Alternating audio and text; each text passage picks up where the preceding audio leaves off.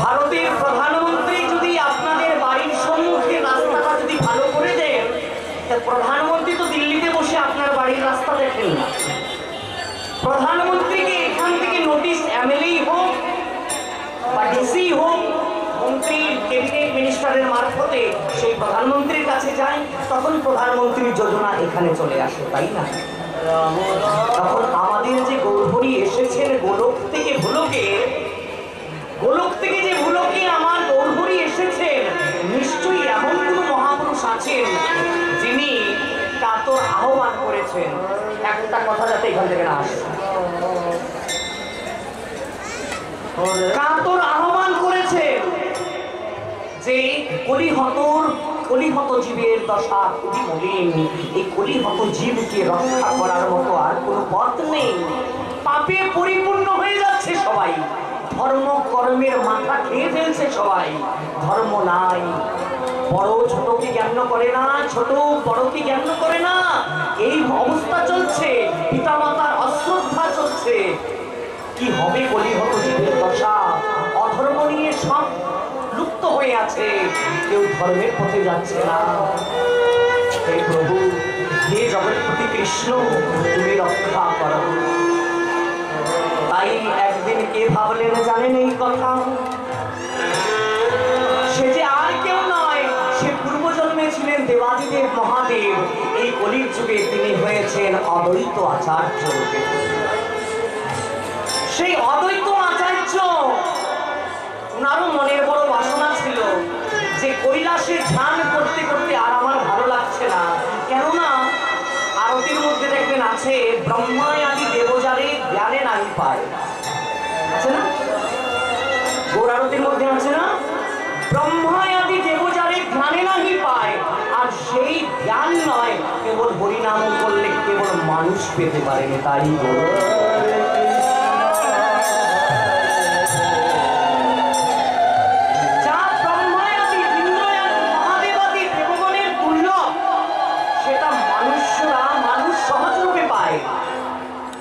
তাহলে শিব চিন্তা করলেন, আমি এই দেবরূপে আর কৈলাসে বসবো না, আমি মানুষ রূপে আবার ভোলোকে জন্ম নিতে চাই। আর মানুষ হয়ে জন্ম নিয়ে আমি আমার এই ভজনযোগ্য দেহকে সার্থক করে তুলতে চাই।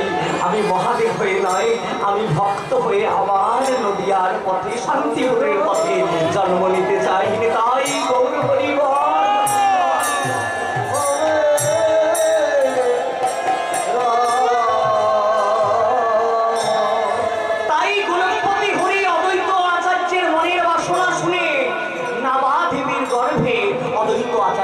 জন্মগ্রহণ করালেন। আর অদ্বৈত আচার্য জন্ম নিয়ে কলিহত জীবের দশা যখন দেখলেন বলে, তিনি কাতর আহ্বানে, এখানে একটা রহস্য আছে গো মা। আজকে যেহেতু সময় পেয়েছি, আপনাদের মতো ভক্ত পেয়েছি, কেননা ভক্ত ছাড়া তো এগুলা কথা বলা দায়। কেননা যারা এইসব শাস্ত্র বুঝে না, তাদের সামনে বলা আর মটর ভাজি খাবার সমান হয়ে যায়। অদ্বৈত আচার্য যে মনুষ্যরূপে এসে কলির যুগে জন্ম নিয়েছেন, তারও একটা বড় দৃষ্টান্ত। যখন বৃন্দাবনী নিধুবনে প্রত্যেকদিন নিত্য রাসলীলা হয়, সেখানে গোপীগণেরই প্রবেশ, কোনো পুরুষের প্রবেশ নাই। পুরুষ একমাত্র কে? ভগবান শ্রীকৃষ্ণ। আর সবাই নারী, সব গোপীগণ। মনে মনে ভাবলেন দেবাদিদেব মহাদেব যে প্রত্যেক দিন দেখি গোপীরা যায় সেই রাসলীলা দর্শন করতে, আমারও তো মনে স্বাদ হয় সেই রাসলীলাটা কেমন, আমিও যদি একটু দর্শন করতে পারতাম, তাহলে আমার এই মহাদেব রূপে জন্ম নেওয়া সার্থক হতো। তাই কি করলেন দেবাদিদেব মহাদেব? তার সারা অঙ্গে ছাই মেখে শ্বেত গোপী সেজে বড় করে ঘুমটা দিয়ে একদিন রাস মঞ্চে গিয়ে ঢুকে পড়লেন। আর গোবিন্দ দেখছেন প্রত্যেকদিন রাসে আনন্দ হয়, কিন্তু আজকে কি হলো? আজকে রাসের মধ্যে রাস আর মিলছে না, একত্রিত হচ্ছে না, রাসের কীর্তন আসছে না, রাসে কোনো আনন্দ উপলব্ধি হচ্ছে না। কারণ ভগবান বললেন গোপীদেরকে, মনে হয় এখানে কেউ জাতীয়ভাবে কোনো পুরুষ প্রবেশ করেছে, যার জন্য আজকে রাসলীলায় আনন্দ হচ্ছে না। তাই গরু তাহলে দেখা হোক। আমাদের এখানে তো মা আসাম বলেন, ত্রিপুরা বলেন, ঘুমটা উঠে যাচ্ছে। ভাষণ দেখলে, শ্বশুর দেখলে ঘুমটা বন্ধ। আর ব্রজে, আমি কাউকে নিন্দা করছি না, ব্রজে মায়েরা এতটুকু পর্যন্ত দিয়ে দিয়ে ঘুমটা দিয়ে দিয়ে তো ব্রজগোপীরা এত বড় বড় ঘুমটা দেন। এখন ভগবান শ্রীকৃষ্ণ মুখটা দেখতে হলে তো ঘুমটাগুলো উঠিয়ে উঠিয়ে দেখতে হবে। তাই কি করলেন, প্রত্যেক গোপীর মুখটা যখন উন্মোচন করে করে দেখলেন, হঠাৎ থেকে একজন বড় করে ঘুমটা দেওয়া, উনি আর ঘুমটা উঠাতে দিচ্ছেন না। বলে কে? বলে কে তুমি? বলে আমি শ্বেত গোপী। বলে শ্বেত গোপী বলে তো এখানে কোনো গোপী নাই। বলে আমি নতুন করে এসেছি। বলে তোমাকে কোন সখী প্রবেশ অধিকার দিয়েছে? আরেকটি কথা, প্রত্যেক কথার মধ্যে কিন্তু পয়েন্ট আছে। কোন কৃষ্ণ ভজনে বা কোন কৃষ্ণের লীলায় যদি প্রবেশ করতে হয়, অষ্টসখীর মধ্যে যে কোনো একজন সখীর আনুগত্য হয়ে প্রবেশ করতে হবে। সখীর আনুগত্য ছাড়া, সখীর কৃপা ছাড়া, সে ললিতাই হোক, বিশাখাই হোক, ইন্দ্ররেখাই হোক, অরুন্ধতী হোক, যে কোনো একজন সখীকে ধরে প্রবেশ করতে হবে, তাছাড়া হবে না। বলে তোমাকে কোন সখী প্রবেশ অধিকার দিয়েছে? এখন তো মহাদেব নাম বলতে পারছেন না, কার নাম দেবে? সবাই তো এখানে খারাপ। যেই বললেন ললিতা দিয়ে দেখো তো কে, যেই নাকি ললিতা গেলেন, দেখেন কি শ্বেত গোপীর ভিতর থেকে সাংসা করি কে জানি আওয়াজ দিচ্ছে। কে হতে পারে মা?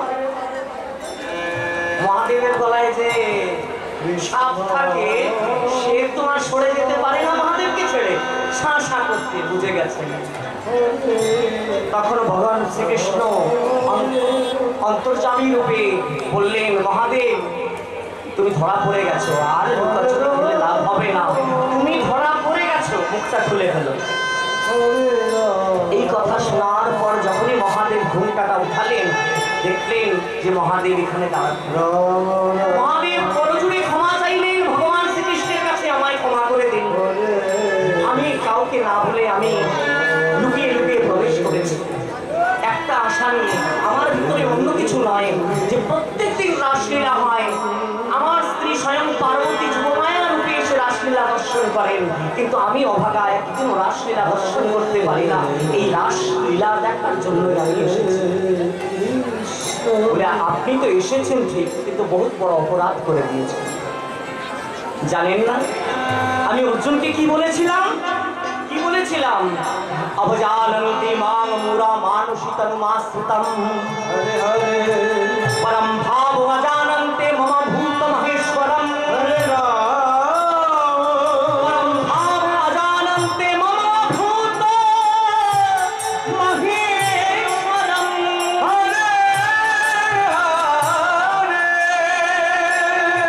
বোকা লোকরা, যারা মূর্খ বোকা লোকরা, আমাকে ভগবান বলে তারা জ্ঞান করে না, ভাবে আমি সাধারণ মানুষ। আর তুমি দেবাদি দেব মহাদেব হয়ে সেই বোকা লোকের মতো কাজ করলে, আমাকে সাধারণ মানুষের মতো ভেবে যে আমি একা কৃষ্ণ পুরুষ আর সব গোপী নিয়ে আমি আছি, তুমি আমার পরীক্ষা করতে এসেছো না? না প্রভু, তাই তোমাকে আমি অভিশাপ দিলাম।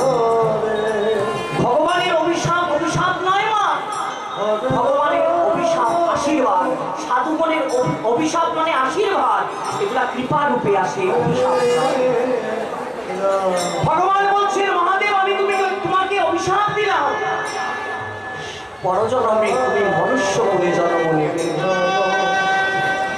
মহাদেব বলছেন আপনার আশীর্বাদ যেন আপনার অভিশাপ যেন আমার আশীর্বাদ রূপে আমি গ্রহণ করলাম। কিন্তু আমার একটা কথা, আমি মনুষ্য বলে জন্ম নিতে রাজি আছি, আমার কোনো দুঃখ নাই, কিন্তু একটা কথা প্রভু, যেই লীলা থেকে আমি এই জন্মে বঞ্চিত হলাম, আগন্ত যুগে কলির যুগে যদি আমি মনুষ্য রূপেও জন্মগ্রহণ করি, আপনার লীলা থেকে যেন আমি বঞ্চিত না হই, সেই কৃপা আমায় করবেন। তাই গৌর হইব।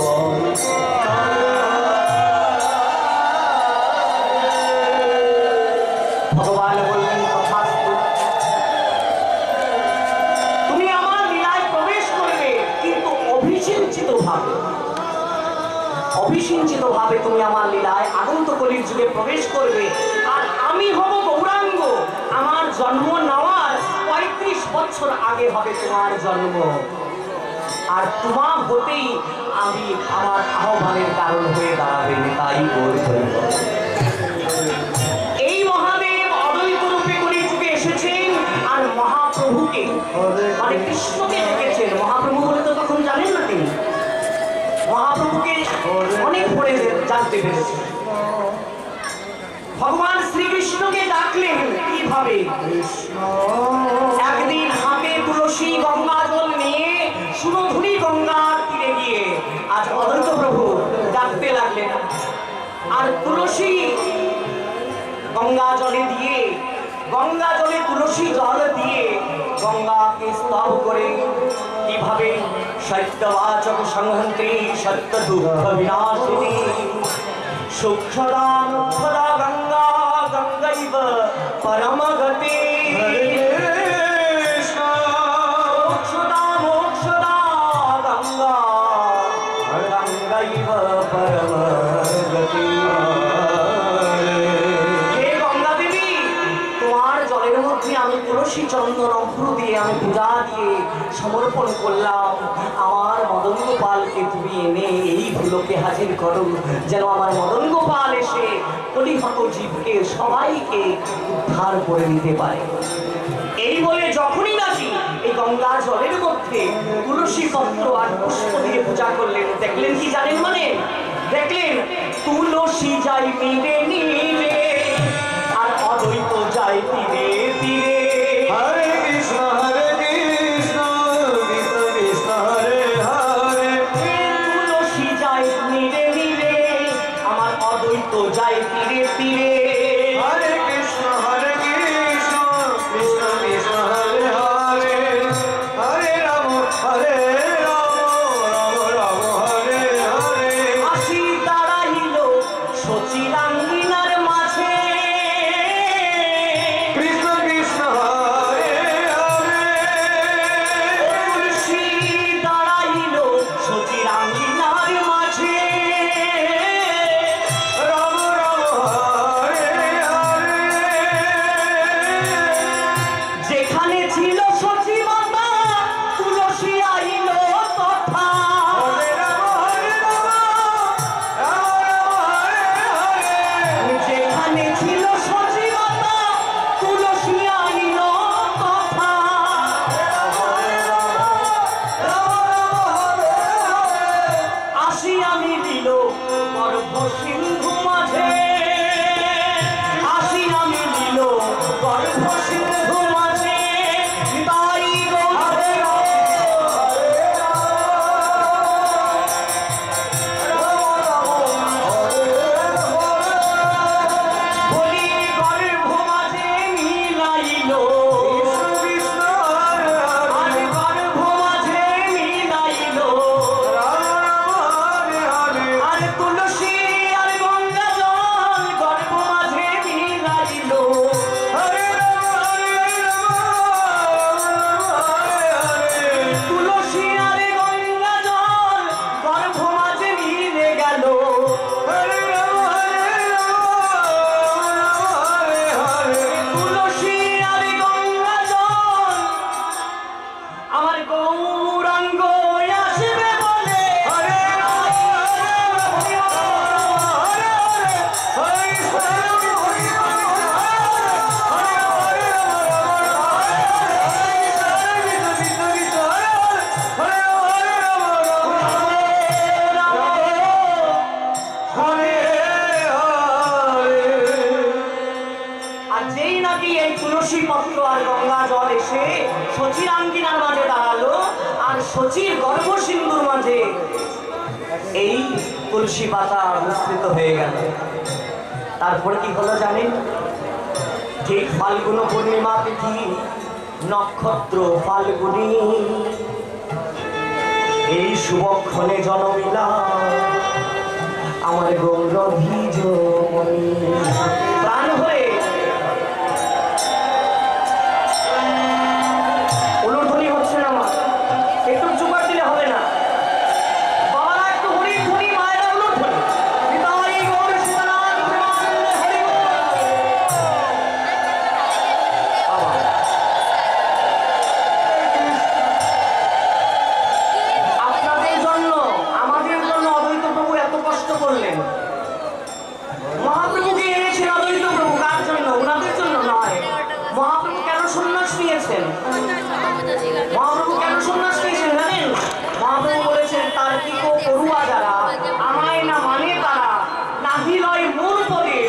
তাই আমি ভাবি হইল বুদ্ধি হারা, কি রূপে করিবে তারা, দূরে যাবে নরকেরও ভয়।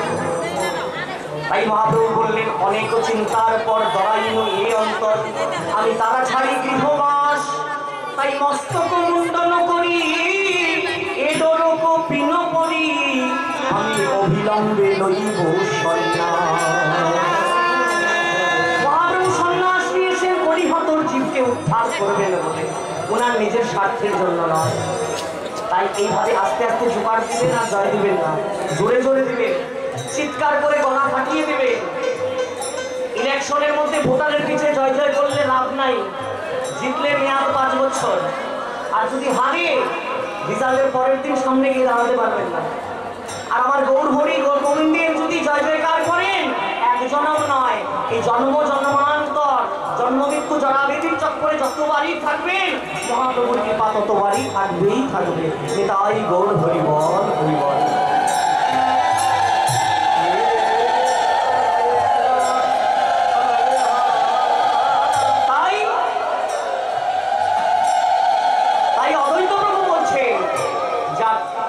আমার যে ভয় ছিল সেই ভয় এখন আর আমার নেই।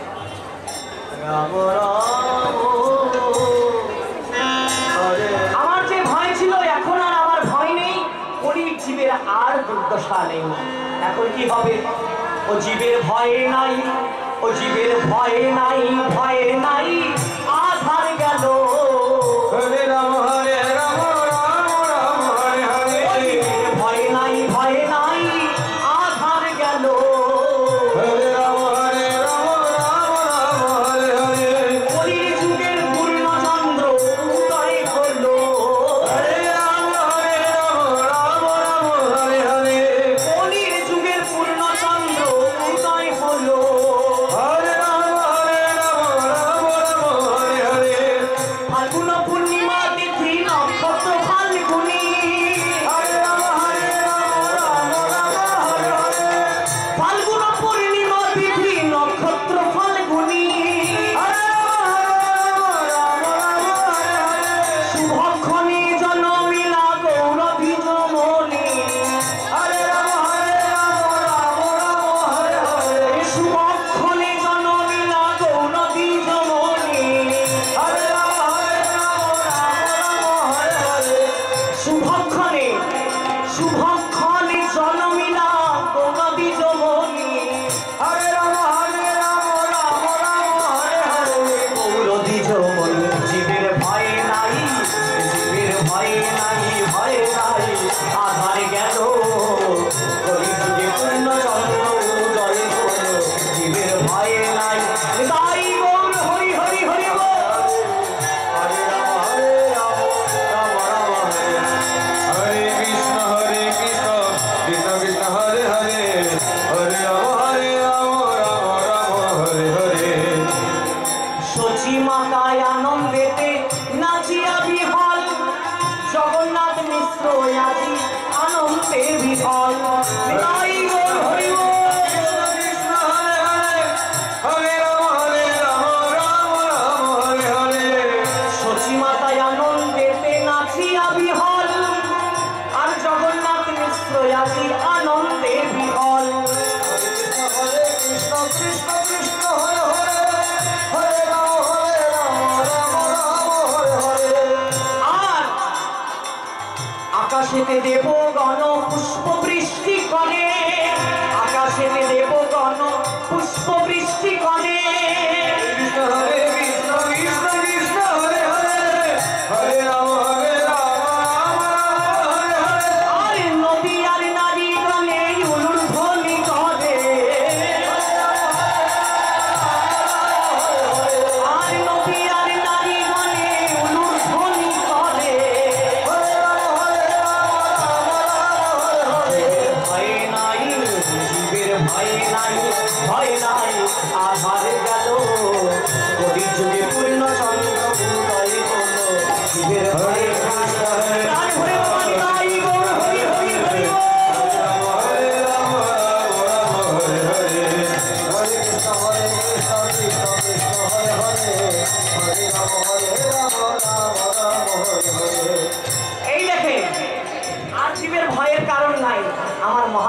বসে গেছে।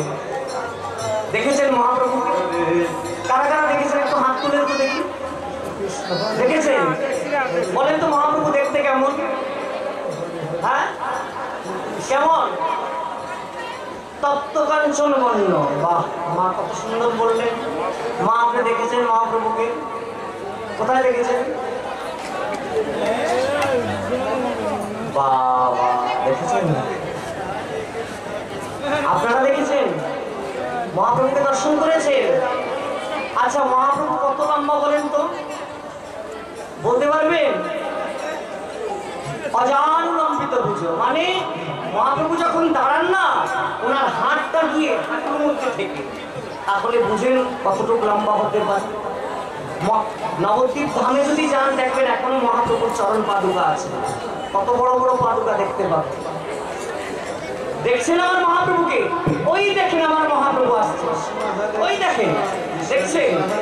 দেখতে পাবো না কেন জানেন? এই মায়ার চোখের দ্বারা মহাপ্রভুকে দর্শন করা যায়। যেদিন শ্রীগুরুদেব কৃপা করে দিব্য হরিনাম মহামন্ত্র কর্ণে দিবেন, সেদিন আমাদের দিব্য আঁখি যেদিন উন্মোচিত হবে, সেদিনই আমরা দেখতে পারবো আমার গরু গোবিন্দের দিব্য স্বরূপ। তাই গরু হরিব। তাই বলছে আমার গৌরী লোরে সোনারি নদিয়ায় উলুধ্বনি হরির ধ্বনির শব্দ শোনা যায় আমার গৌরী লোরে।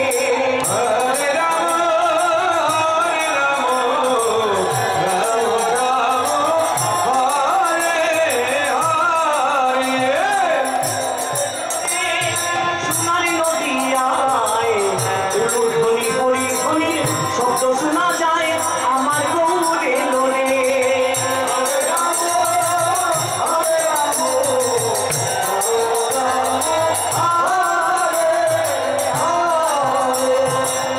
গৌরে ন পুষ্পনাথে সেজে নারায়ণ, ওগো সেজে নারায়ণ। হরে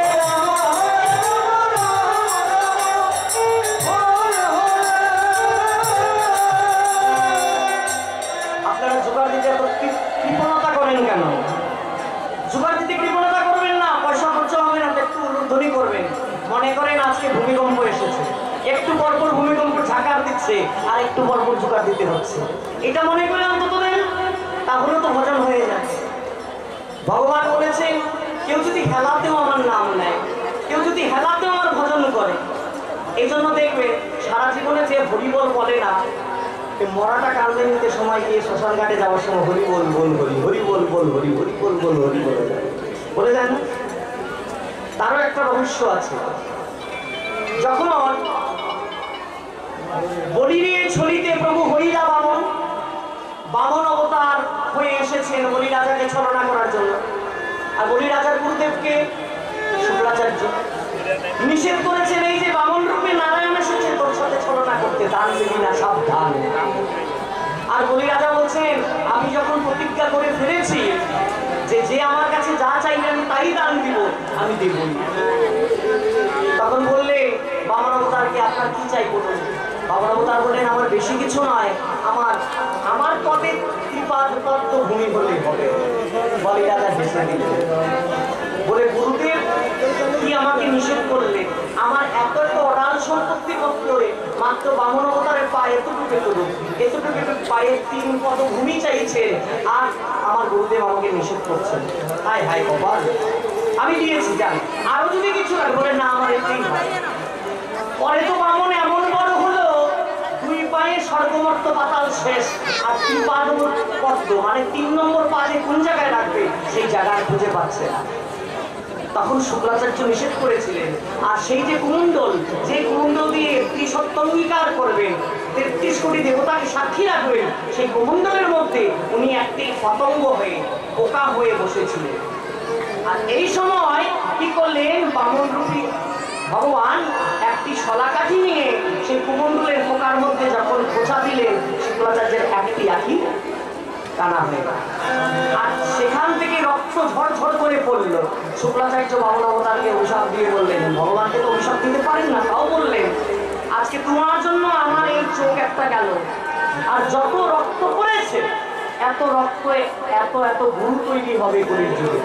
আর এত এত গুরু তৈরি হয়ে শিষ্যদের মাথা বিভ্রান্ত করে তোমার থেকে সরে ভজন দিয়ে দেবে, মানে তোমার চরণে যাতে তারা যাইতে না পারে সেরকম ভাবে ভজন দেবে।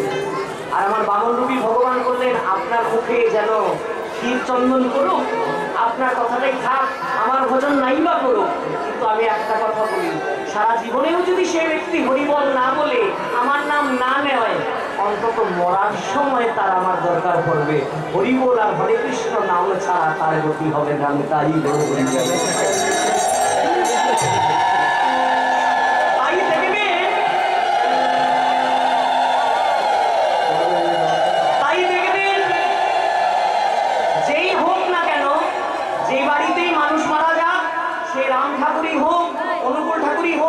আনন্দই হোক, ভালো ব্রহ্মচারী হোক, যেই ঠাকুরের দীক্ষিত হোক না কেন, মরার দিন বাড়িতে হরে কৃষ্ণ নাম না দিলে বলে ভূত তাড়ায় না। আসল গল্প তো এটা না, আসল গল্প হয়েছে শুক্লাচার্যকে যে বামনদেব বলেছেন যে শেষের দিনে আমার নাম নিতেই হবে, ওই যে নামটা অন্তত শ্রাদ্ধের দিন হলেও হরে কৃষ্ণ নাম হয় সেই বাড়িতে, তাই গৌর। তাই তাই শ্রী চৈতন্য মহাপ্রভু আজ কলিহত জীবকে উদ্ধার করার জন্য এসেছে। কিভাবে? কিভাবে? পুষ্পরথে চড়ে, কিন্তু আমরা দেখতে পাচ্ছি না, কিন্তু মনে মনে আনন্দ লাভ করছে। কিভাবে? গৌর এলো পুষ্পরথে, সেজে নারায়ণ, ও গো সেজে নারায়ণ।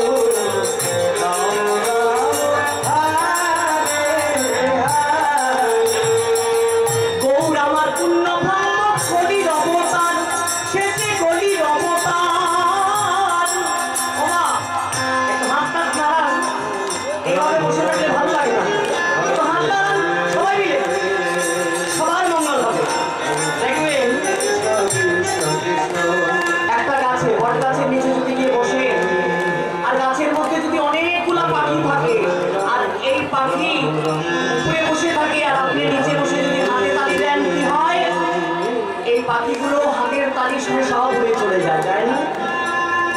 আমাদের এই হৃদয় খাঁচার মধ্যে যে ছয়টি পাখি আছে, কাম, ক্রোধ, লোভ, মোহ, মদ, মাৎসর্য, 10 ইন্দ্রিয়।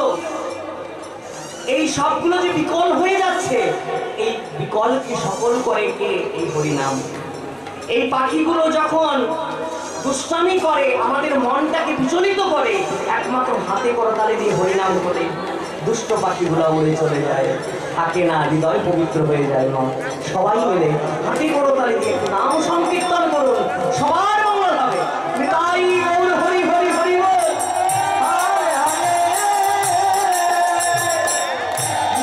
গৌর আমার দয়াল হরি, কলি অবতার, সে যে কলি অবতার। হরে রাম হরে রাম, রাম রাম হরে হরে। হে গৌর আমার পূর্ণ ব্রহ্ম, কলির অবতার, সে যে কলির অবতার। সবাই নাম করো, জপ করো, সবাই নাম করো, জপ করো, শ্রবণ করো সাধ আমার গৌরে নদী, আমার গৌরে নদী, সোনার নদী আয়,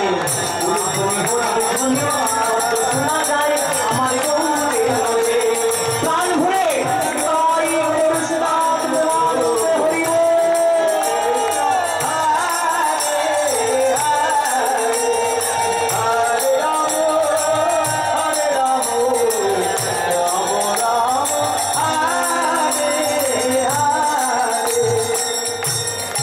এইভাবে আমার মহাপ্রভুর কলির যুগে সচিমায়ের ঘরে আবির্ভাব, কলিহত জীবকে পরিত্রাণ করবেন বলে মহাপ্রভুর সংকল্প ছিল। গো মা, রাম আদি অবতারে ব্রতে প্রভু অস্ত্র ধরে অসুরের করিতে সংহার। কৃষ্ণ কৃষ্ণ হরে হরে।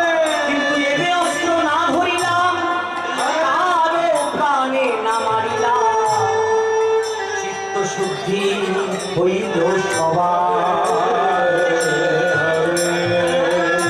চিত্ত শুদ্ধি কিভাবে হলো? মহাপ্রভুর দেওয়া এই হরি নাম যখনই আমরা হৃদয়ে ধারণ করেছি, সবার চিত্ত শুদ্ধি হয়ে গেল। এই মহাপ্রভু প্রত্যেক দিন যেতেন সুরধুনির গঙ্গার তীরে স্নান করতেন, আর ওদিকে দেবী বিষ্ণুপ্রিয়া, সনাতন মিশ্রের কন্যা, প্রত্যেকদিন তিনিও আসতেন। এসে প্রত্যেকদিন গৌরহরির মুখমণ্ডলটা দর্শন করতে পেতেন, কিন্তু সে যে গৌরহরি বুঝতে পারতেন না, দূর থেকে দেখতেন তো। আর সুরধুনির গঙ্গার মধ্যে দূর থেকে মনে করতেন একটা সোনার পদ্মফুল ভেসে ভেসে যাচ্ছে। একদিন বিষ্ণুপ্রিয়া চিন্তা করলেন যে এই সোনার পদ্মফুলটা আমার দেখতে হবে, আমি ঘরে গিয়ে গোবিন্দ সেবায় লাগাবো। আর যেই নাকি এই সোনার পদ্মফুলটি ধরতে গেলেন, আমার দেবী বিষ্ণুপ্রিয়া সোনার পদ্মফুলটি যখন ধরতে গেলেন, তখন দেখেন গিয়ে তো সোনার পদ্মফুল নয়, এই যে সোনার পদ্মফুল নয়, এ কি জানেন মা? এ তো গৌরাঙ্গের রূপ দর্শন করে এসে গেলেন। উনি তো গৌরাঙ্গের মুখমণ্ডলকে দেখে গেলেন। উনি সোনার পদ্মফুল ভেবে কাছে গিয়েছিলেন, সে তো সোনার পদ্মফুল নয়। তখন ঠিক সেই সময় বিষ্ণুপ্রিয়া দেবী সেখান থেকে দৌড়ে এসে ওনার প্রাণসখী কাঞ্চনা, দেবী কাঞ্চনাকে বলতে লাগেন, ওরে কাঞ্চনা, আমি আজ গিয়েছিলাম সুরধুনির গঙ্গার তীরে, দেখি প্রত্যেকদিন একটি সোনার পদ্মফুল ভেসে যায়, আর যেই নাকি আমি সোনার পদ্মফুলটিকে ধরতে গেলাম, দেখলাম এ তো সোনার পদ্মফুল নয়। আমি কি ধরেছি জানিস? আমি কি দেখে এসব জানিস? তাহলে শোন, আমি দেখিনু গৌরাঙ্গ চাঁদে, আমি দেখিনু গৌরাঙ্গ চাঁদে, আমি দেখিনু গৌরাঙ্গ চাঁদে, আমি দেখিনু গৌরাঙ্গ চাঁদে। হরে রাম হরে রাম, হরে হরে। আমি দেখিনু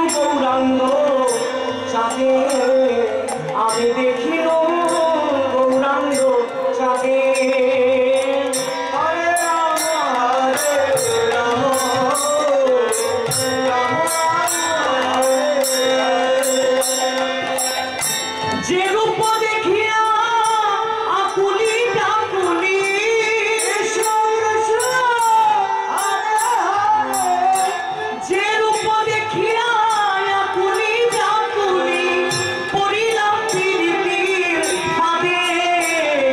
আমি দেখিল গৌরাঙ্গ চাঁদে, আমি দেখিল গৌরাঙ্গ চাঁদে।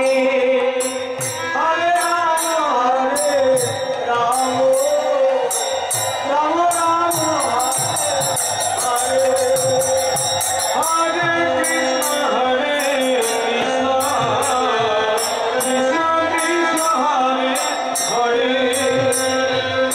হরে রাম রাম রাম হরে হরে। আমি এমন রূপ দর্শন করলাম রে কাঞ্চনা, মনোযোগ দিয়ে শুনবেন মা। আজ আপনাদের মতো ভক্তকে দর্শন করলাম বলে এগুলা গান আসছে, ওই লাভে যাদের ভক্ত পেলে এগুলা গান আসে না গো। মনোযোগ দিয়ে শুনবেন।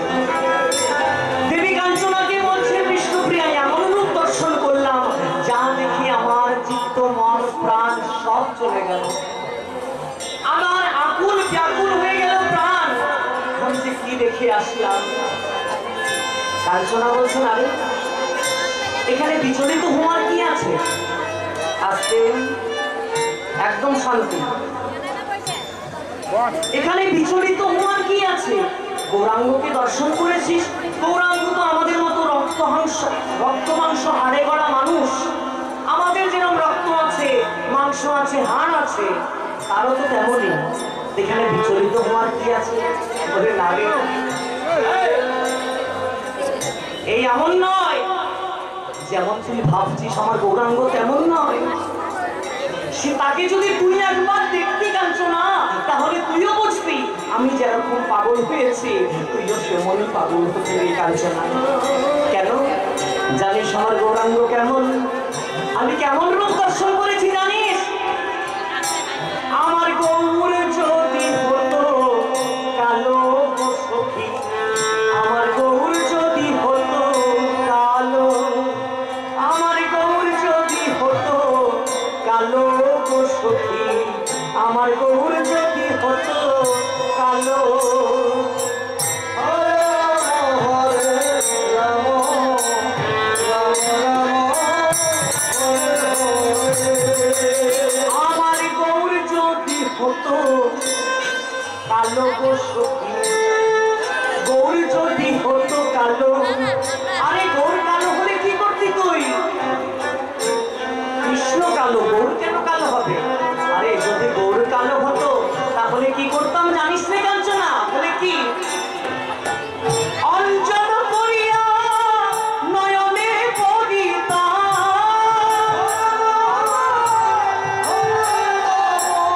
আমি কাজল করিয়া নয়নে পড়িতাম,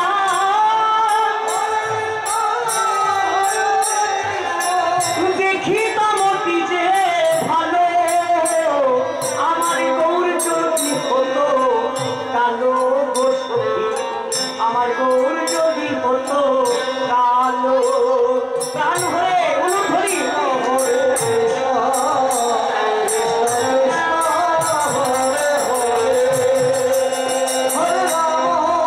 হরে রাম রাম রাম হরে হরে। কেবল তাই নয়, আর কিছু। আমার গৌর যদি হতো ফুল গো সখী, আমার গৌর যদি হতো ফুল, আমার গৌর যদি হতো ফুল গো সখী, আমার গৌর যদি হতো ফুল। হরে কৃষ্ণ হরে কৃষ্ণ কৃষ্ণ কৃষ্ণ হরে হরে হরে রাম রাম রাম হরে হরে। আরে গৌর যদি ফুল হতো তাহলে কি করতি? তাহলে কি করতাম জানিস? আমি হার করিয়া গলায় পড়িতাম, আমি হার করিয়া গলায় পড়িতাম। হরে কৃষ্ণ আর দুলিত কানে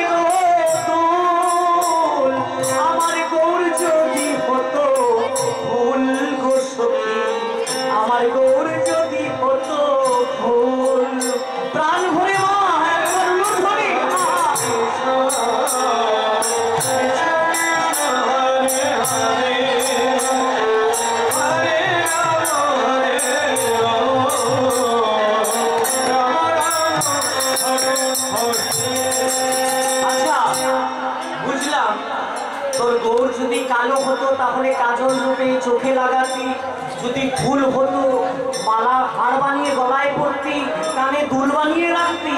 আচ্ছা আর কি, আর কি শুনবি? আর কাঞ্চনা তাহলে শোন, আমার গৌর যদি হতো পাখি গো সখী, আমার গৌর যদি হতো পাখি। হরে রাম হরে রাম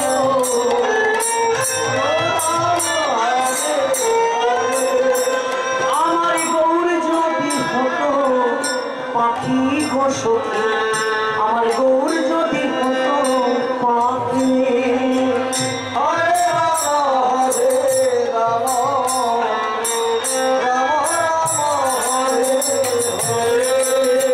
আমি রাখিতাম তরে যতন করিয়া,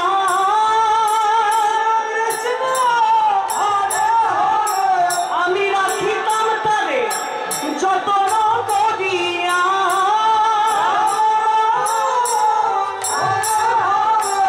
হৃদয় পিঞ্জিরায় রাখি। গৌর যদি হতো পাখি গো সখী, গৌর যদি হতো পাখি।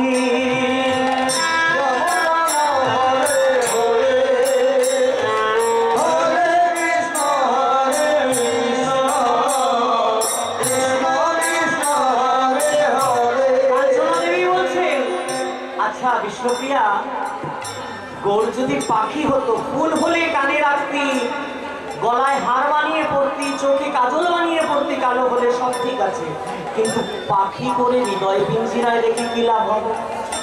হৃদয় পিঞ্জিরায় পাখি রূপে গৌরাঙ্গকে রাখলে তুই তো ভালোভাবে ঘুরতে পারবি না। পাখি যেভাবে জ্বালাতন করে সেইভাবে জ্বালাতন করবে না রে। আমি কি করতাম জানিস? গৌর যদি আমার পাখি হতো তাকে আমি আমার হৃদয়ের খাঁচায় রাখতাম। আর কি করতাম জানিস? তাকে কৃষ্ণ কথা শোনাইতাম,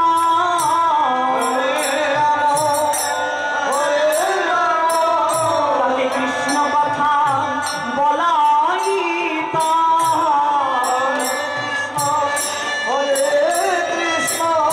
আমার গৌর যদি পাখি হতো তাকে কৃষ্ণ কথা বলাইতাম।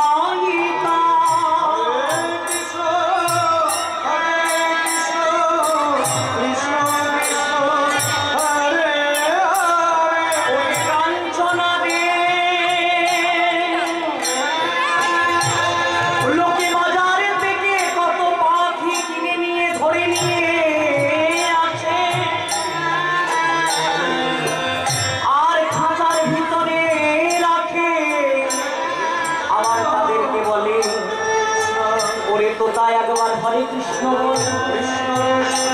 ওরে ময়না একবার হরে কৃষ্ণ বল। তাই বাজার থেকে ধরা পাখি যদি তারা হরে কৃষ্ণ বলতে পারে, তাই বাজার থেকে ধরে নিয়ে আসা সেই পাখি যদি হরে কৃষ্ণ হরিনাম করতে পারে, তাহলে আমার গৌর পাখি কি হরে কৃষ্ণ নাম করবে না?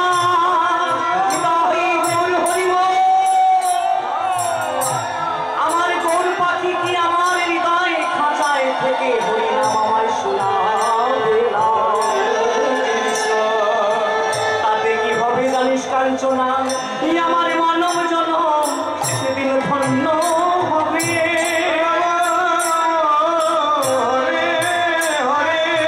আমার মানব জনম ধন্য হবে।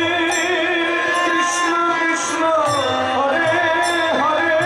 গৌর পাখির মুখে হরি কথা শুনে সেদিন আমার মানব জনম ধন্য হবে। হরে কৃষ্ণ। বিদায় গৌর চিত্তনাথ।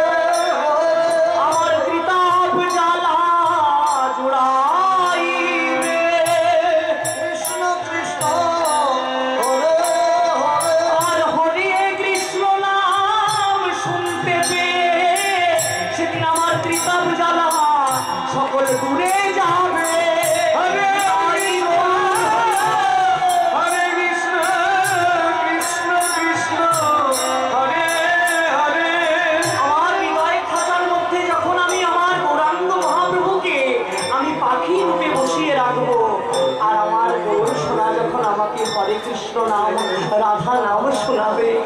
দিবানিশি শয়নে জাগরণে সকল সময় আমি যখন এই হরে কৃষ্ণ নাম গৌরমুখে শুনব, তখন এই আমার দেহ সেদিন নিত্য ধাম প্রবিষ্ট হবেই হবে। তাই গৌর হরিবল।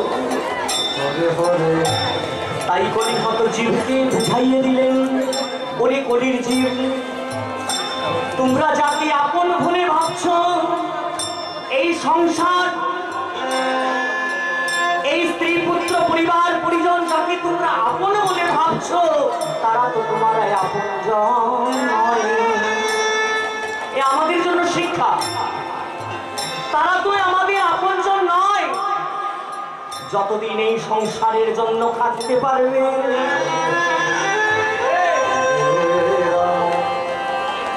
যেদিন এই সংসারের জন্য যতদিন আমরা থাকতে পারবো, যতদিন এই সংসারকে আমরা দিতে পারবো, যতদিন এই সংসারের জন্য আমরা চলে যেতে পারবো, ততদিন এই সংসার আমার। আর যেদিন আর সংসারের জন্য কিছু করতে পারবো না, হাত গুটিয়ে বসে থাকবো, সেদিন সংসারও বলবে বিদায় নাও, বিদায় নাও, বিদায় নাও। তখন আমার আপন কে থাকবে গো মামা? তখন এই সংসার আমার আপন থাকবে। তখন কি করবে জানেন? আমার অর্থ উপার্জন করায় আমারই গড়া বাড়ি, আমারই গড়া ঘর, সেদিন কি করবে? ঘরের বাড়ি আমায় করে দেবে,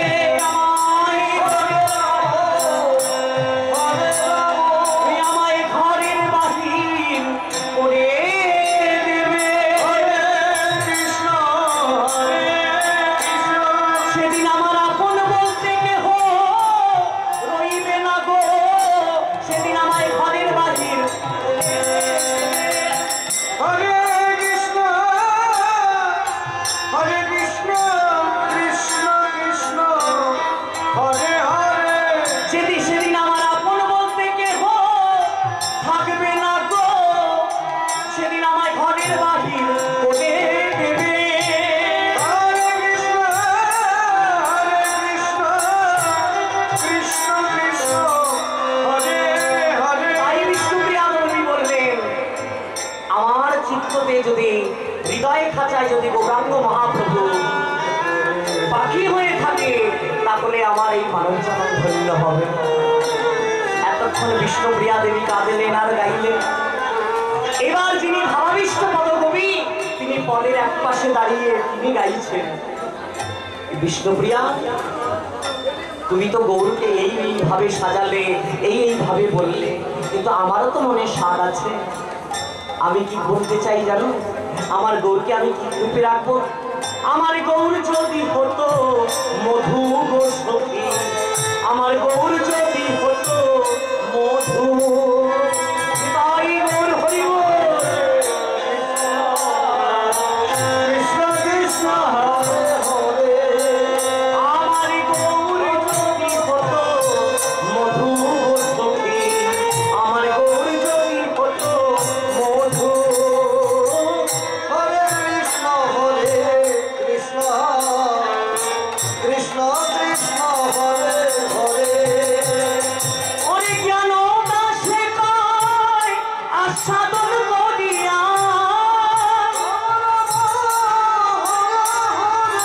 জ্ঞান দাসে কয় আস্বাদন করিয়া, ভুলিলাম কুলের মধু।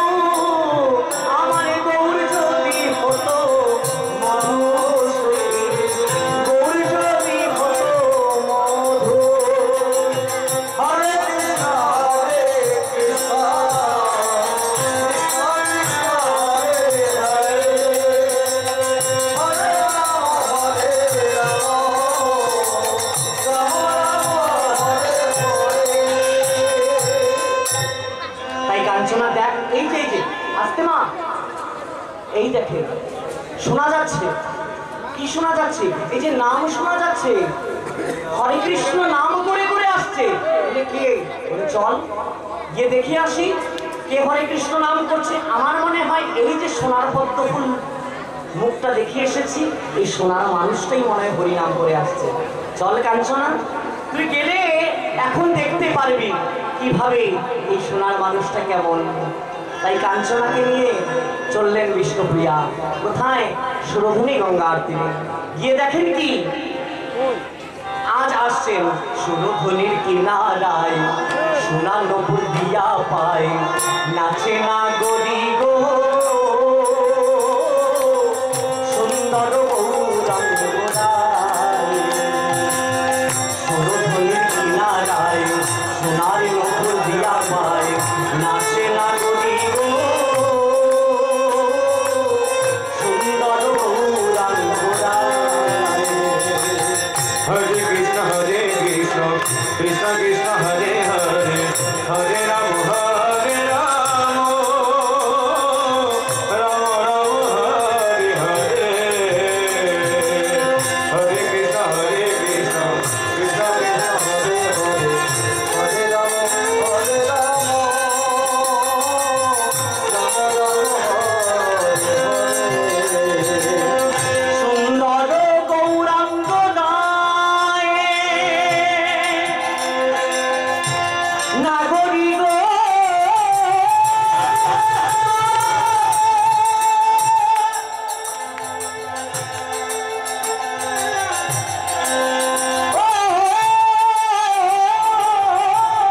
নাগরী,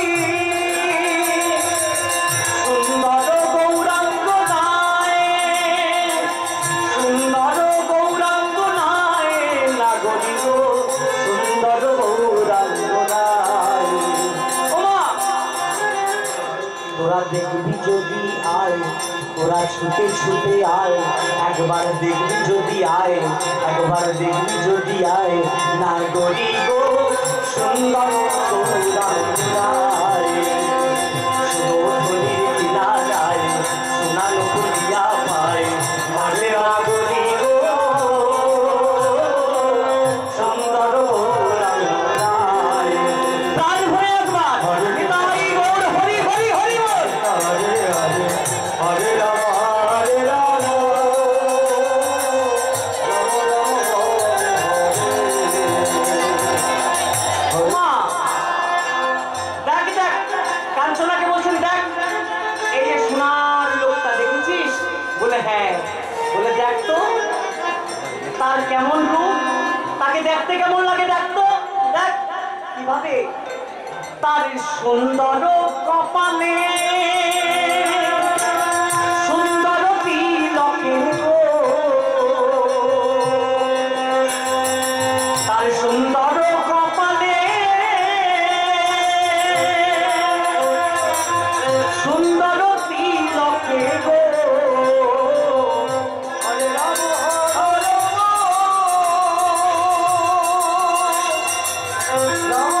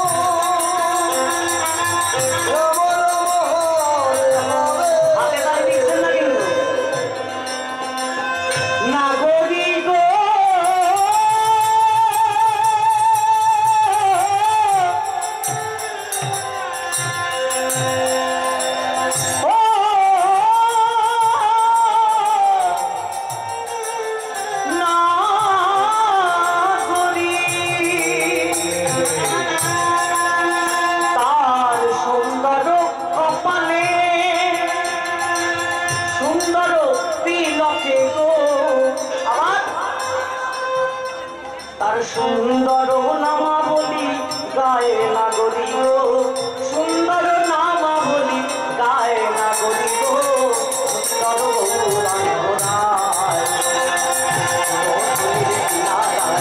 সোনার নপুর দিয়া পায়, নাগরী গো সুন্দর গৌরাঙ্গ নায়। প্রাণ ভরে একবার নিতাই গৌর সীতানাথ প্রেমানন্দে হরি বল। হরে রাম হরে রাম,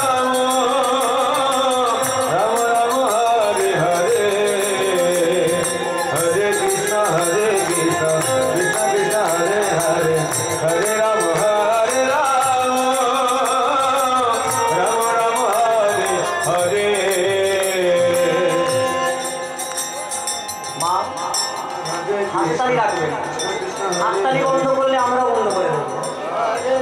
হাতে তালি রাখেন, তাতে কি হবে? আনন্দ আসবে। জয় নেতাজি। গৌরার সুন্দর কপালে সুন্দর তিলক আর সুন্দর নামাবলী গায়, তাই না?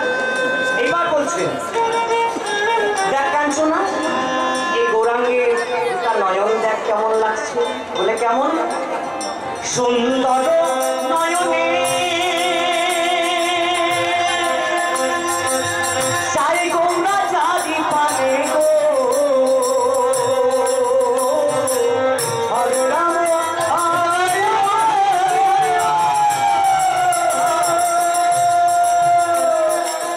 রাম রাম হরে হরে। সুন্দর নয়নে গৌরামা হরি হরি হরি নমস্তে।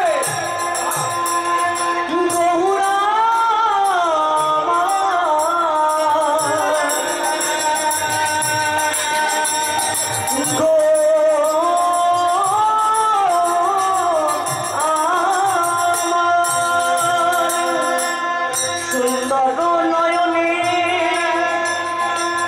সাই গৌরা জাদি পানে গো,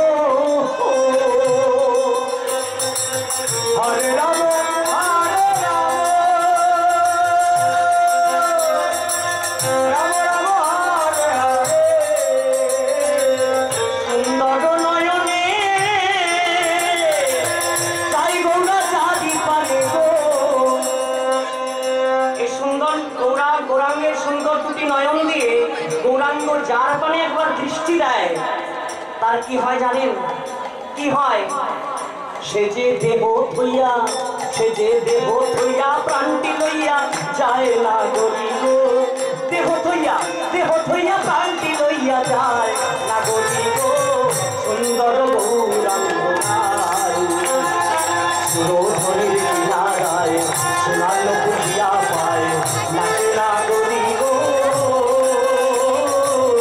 সুন্দর গৌরাঙ্গ নারী প্রাণ হরি গাই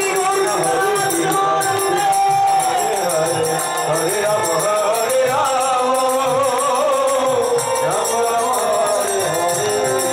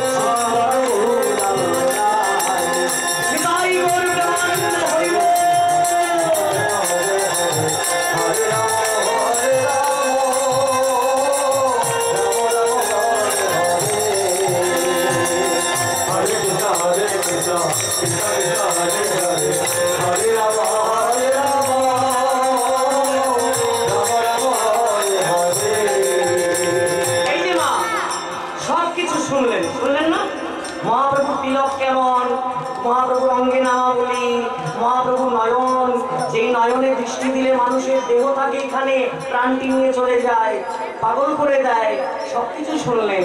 গৌরাঙ্গ যখন রাধা নাম বিলান জগৎবাসীকে উন্মাদ করে দেন, নাই কি? এখন বাকি রয়েছে কি? গৌরাঙ্গের কি বলেন তো? অধরে মধুর হাসি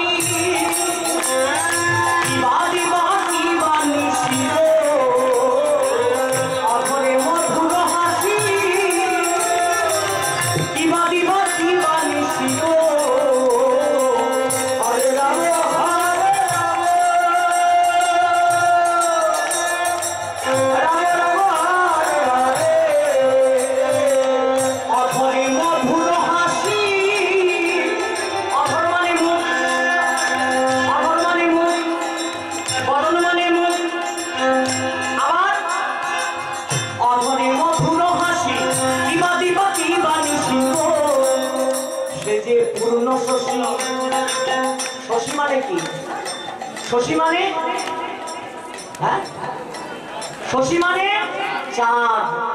আচ্ছা, মহাপ্রভুকে পূর্ণ শশী কেন বলা হয়েছে? আকাশের চাঁদ কি অর্ধ? বলে হ্যাঁ, আকাশের চাঁদ পূর্ণ নয়, আকাশের চাঁদ 15 কলায় পরিপূর্ণ, আর আমার মহাপ্রভু 16 কলায় পরিপূর্ণ।